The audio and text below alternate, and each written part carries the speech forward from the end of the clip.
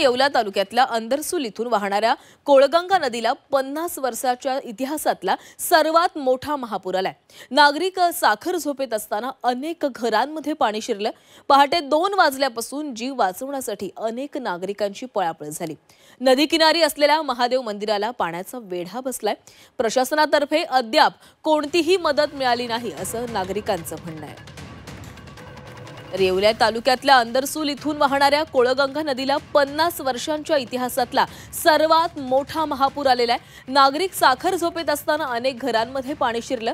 पहाटे 2 वाजल्यापासून जीव वाचवण्यासाठी अनेक नागरिकांची पळापळ झाली। नदी किनारी असलेल्या महादेव मंदिराला पाण्याचा वेढा बसलेला आहे। प्रशासनातर्फे अद्याप कोणतीही मदत नागरिकांना मिळाली नाही असं या गावकऱ्यांचं म्हणणं आहे।